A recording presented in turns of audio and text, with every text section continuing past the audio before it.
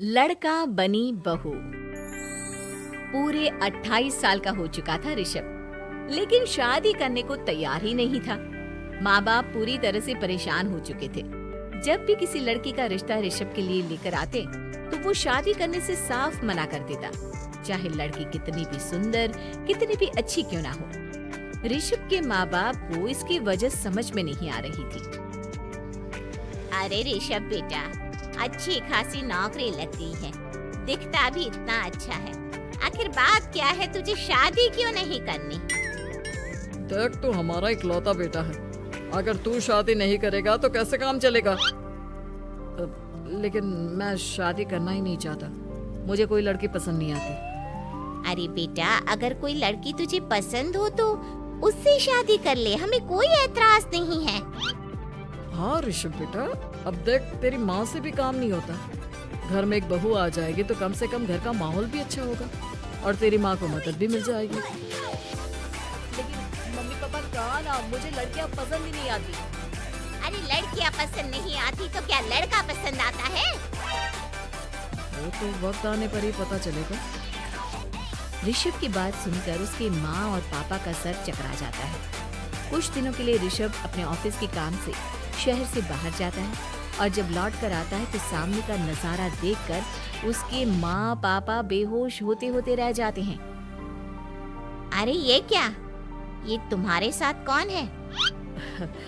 माँ, ये दीपक है, मेरी पत्नी। हम दोनों ने शादी कर ली है। दीपक तुम्हारी पत्नी कैसे हो सकता है? अरे दीपिका होती तो बात समझ में भी आती, ये तो लड़का है। तो क्या हुआ पापा, आजकल तो ये सब फैशन में है और मैंने आपको बताया था कि मुझे लड़कियां पसंद नहीं आती। अरे तो इसका मतलब ये थोड़ी है कि तुम दीपक को दीपिका बनाकर ले आओगे। मुझे बहू चाहिए, बहू के रूप में, ये आदमी नहीं। लेकिन मम्मी जी, मैं आपकी बेटे से बहुत प्यार करती हूँ, मेरा मतलब करता हूँ। अरे इसको तो करता हूँ करती हूँ का अंतर भी नहीं पता। लेकर जाए इसे वापस। अगर आपने इसे घर से बाहर निकाला पापा, तो मैं भी इसी के साथ चला जाऊंगा। मैं ऋषभ के बिना जी नहीं सकती, मेरा मतलब जी नहीं सकता। हमारा जिंदगी भर का साथ है, प्लीज हमें अलग मत कीजिए मम्मी जी, पापा जी। हे भगवान, ये तूने क्या दिन दिखाया? मेरे बेटे को थोड़ी अकल दे दे, लड़के को बहू बनाकर घर में ले आया है। अब क्या होगा, हम दुनिया को क्या मुंह दिखाएंगे? आप बेकार में परेशान हो रही है। दीपक आपके सारे काम करेगी और एक अच्छी बहू की तरह आपके साथ रहेगी। देखो, पहले तो खुद तो क्लियर कर ले कि ये कुछ करेगा या करेगी, बाद में हम सोचते हैं कि हम क्या करें। बहू के आने के बाद क्या करते हैं, मुंह दिखाई की रस्म, तो आप भी वही कर लीजिए।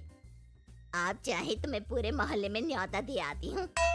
अरे रहने दे, तेरी वजह से बेइज्जती और ज्यादा होगी। आई बड़ी, अब मेरा मतलब है आया बड़ा न्योता देने वाला। अगले दिन सुबह के वक्त दीपक बड़ी नजाकत से चलता हुआ सबके लिए चाय बनाकर सुबह सुबह बालकनी में आ जाता है। प्रणाम मम्मी जी, प्रणाम पापा जी। ये देखिए, चाय बिल्कुल आपकी पसंद की है। मुझे ऋषभ ने सब कुछ बता दिया था कि आपको क्या क्या पसंद है। हे भगवान, ये सब क्या हो रहा है? ये क्या नौटंकी है? नौटंकी कहाँ है? माँ देखिए तो, मेरा दीपक आपका कितना ख्याल रख रहा है। लाओ, अब जो भी है, जैसे भी है, चाय पियेंगे ही सही। थोड़ी देर के बाद, वैसे दीपक, चाय तो तुमने बहुत अच्छी बनाई है, चलो कुछ तो अच्छा हुआ। अगले दिन, अजी सुनते हैं, आज पैरों में बड़ा दर्द हो रहा है, लग रहा है घुटनों में फिर से कुछ न कुछ प्रॉब्लम हो रही है। डॉक्टर ने वो दवाई दी थी, उसकी मालिश करो ना अपने घुटनों पर, आराम मिल जाएगा। वो क्या है ना, खुद के हाथों से ठीक से मालिश नहीं हो पाती। अरे मम्मी जी, आपको परेशान होने की क्या जरूरत है, मैं हूँ ना, लाइए मैं आपके पैरों पर मालिश कर देता हूँ, मेरा मतलब कर देती हूँ। अरे रहने दे, रहने दे, घर में बहू होती तो सेवा करती, यहाँ तो आदमी बहू बनकर बैठा हुआ है। मम्मी जी नाराज मत होइए, एक बार मुझे मौका तो दीजिए आपकी सेवा करने का। अच्छा ठीक है, ये ले दवाई लगा दे। दीपक बहुत अच्छे तरीके से घुटनों की मालिश करता है। थोड़ी देर के बाद इतना आराम मिल रहा है क्या बताऊं, ऐसा लग रहा है मेरे घुटनों में कभी तकलीफ थी ही नहीं। लगता है तुम्हारी लड़का बनी हुई बहू तुम्हें पसंद आने लगी है। ऐसा कुछ भी नहीं है, वो तो बस इतने अच्छे से मालिश की इसलिए मैंने इसकी तारीफ कर दी। मम्मी जी पापा जी आपस में लड़ाई नहीं करते। अच्छा आप ये बताइए शाम के खाने में क्या खाएंगे? पनीर दाल मखनी पुलाव कुछ भी स्पेशल बता दीजिए। अरे भाई ये सारी चीजें मुझे तो खाने में बहुत ही पसंद है।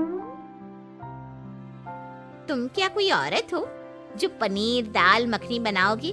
हाँ, अरे लड़का हो तो लड़के की तरह बिहेव किया करो ना। भले ही मैं लड़का हूँ तो क्या हुआ, अब तो मैं ऋषभ की पत्नी और आपके घर की बहू हूँ, तो मुझे उसी तरह से रहना पड़ेगा ना। अच्छा ठीक है, जो तुम्हें पसंद है बना लो। आदमी रसोई में खाना बनाते हुए कैसे लगते हैं जरा मैं भी तो देखूं। शाम को दीपक सबके लिए अच्छा सा खाना बनाकर डाइनिंग टेबल पर लगा देता है। ऋषभ ऑफिस से जब लौट कर आता है, सब लोग खाना खाने के लिए बैठ जाते हैं। अरे वाह, क्या गजब का पनीर और दाल मखनी बनाई है। ऐसा जायका तो होटल के खाने में भी नहीं आता। दीपक कितना अच्छा खाना बनाती हो, मेरा मतलब बनाते हो। तुम्हारी इसी अदा की वजह से तो मुझे तुमसे प्यार हो गया।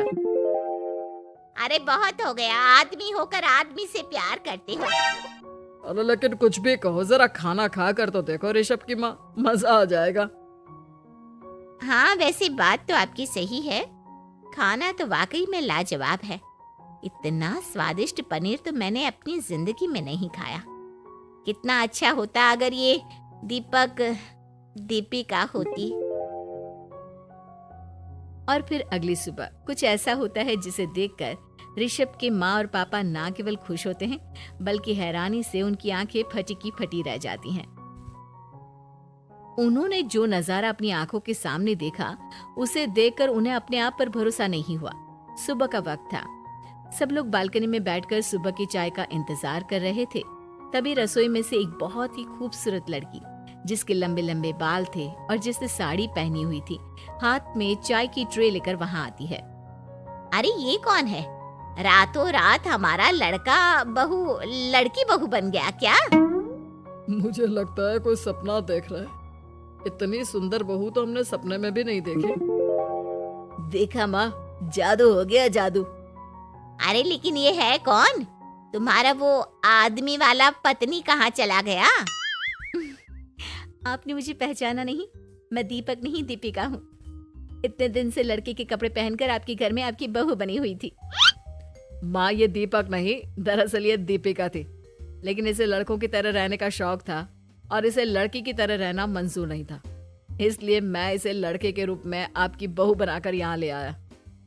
तो फिर अचानक ये उसका हृदय परिवर्तन और रूप परिवर्तन कैसे हो गया? वो क्या है ना, मुझे बाद में एहसास हुआ कि आप लोग इस बात को लेकर बहुत दुखी हैं कि आपकी बेटी ने एक लड़की के साथ शादी की है, इसलिए मैं अपने असली रूप में वापस आ गई। हमने कोई पुण्य कर्म किए होंगे जो तुम्हारे जैसा, मेरा मतलब तुम्हारे जैसी बहू मिली, इतनी खूबसूरत और इतना ख्याल रखने वाली। भला हो भगवान का कि हमें